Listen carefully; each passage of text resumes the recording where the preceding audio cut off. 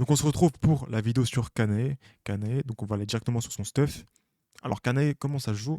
Ça se joue avec trois panoplies différentes, donc la mort en un coup, la malédiction ardente et le stuff expert. Donc il faut savoir que le stuff expert, voilà, vous mettez full expert à droite et à gauche, voilà, vous mettez mort en un coup et malédiction ardente.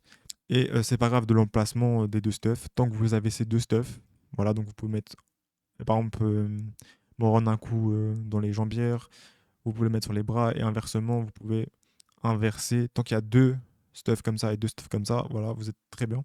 Mais si vous n'avez pas ça au début, vous pouvez vous mettre en full malédiction ardente. Voilà, c'est pas un souci. Ça, c'est pas un souci. Donc, comment la jouer, quelle stats mettre sur Kanae? Voilà, comme stat principale, faut essayer de jouer attaque supplémentaire, évidemment, et d'essayer d'avoir de l'attaque pourcent en secondaire. Voilà. Donc si vous n'avez pas ça, c'est pas grave, vous pouvez mettre de l'attaque pourcent, mais ça sera, vous aurez un peu moins de dégâts. Mais non, mettez pas du PV sur le casque. Sur Kanae, voilà, ça va pas servir à grand chose. Parce que la force stat est plus importante, même si vous avez un casque PV par exemple, et vous avez ensuite attaque pourcent, attaque supplémentaire, hausse de dégâts, vous avez un item parfait, vous allez toujours privilégier supplémentaire en main stat. Voilà, tout simplement. Donc voilà, ça se joue comme ça. Et voilà, vous essayez de privilégier l'attaque pourcent, l'attaque supplémentaire, la hausse de dégâts et dégâts coup critique. Voilà, mais elle se joue différemment aussi. On peut la jouer comme ça, avec ce nouveau stuff. Voilà, de ce nouveau stuff. Pourquoi il est bien? Pourquoi il est bien?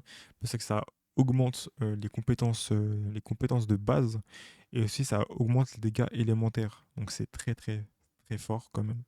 C'est super fort. Pourquoi il faut jouer les deux stuffs? Pourquoi il faut avoir ces deux stuffs? Parce que ce stuff-là, vous pouvez le jouer que quand vous avez l'affinité sur le boss. Et ce stuff-là, vous pouvez le jouer tout le temps. Enfin, ce stuff. Voilà. Vous pouvez le jouer tout le temps.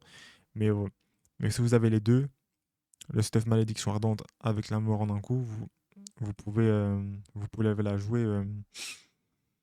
C'est plutôt polyvalent, alors que celle-là, l'autre, voilà, vous pouvez la jouer que quand vous avez l'affinité. Donc maintenant, les noyaux, comment la jouer? Alors ici, j'ai pas le bon noyau, parce que j'ai pas le bon passif. Augmente attaque de 5%, c'est bien, mais on peut faire mieux. Si vous avez celle-là, si vous avez ce noyau-là, c'est très bien. Bon, ici, attaque pourcent, on s'en fout. Il faudrait avoir attaque supplémentaire. Lors de l'utilisation de la compétence ultime, les dégâts de coup critique de l'utilisateur augmentent de 20%, qui est très bien. Donc voilà, donc j'ai pas le bon, il faudrait mettre plutôt le orange marron à la place. Ici, voilà, vous mettez celui-là. Donc faites pas gaffe au stats que j'ai mis. C'est différent pour chaque personne. Hein. Faut pas recopier ce que j'ai mis. Hein. Voilà. Et faut essayer d'avoir ce noyau-là, donc le noyau de Demos. Et si au début vous avez pas, voilà, vous mettez du PM supplémentaire.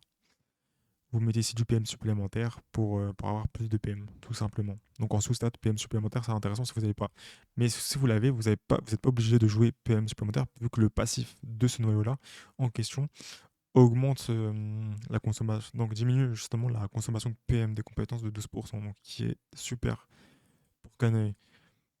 Donc pourquoi j'ai mis ces sous-stats-là et pourquoi je vous dis de ne pas recopier, c'est parce que euh, ça dépend du stuff actuellement. Ça dépend du stuff que vous avez.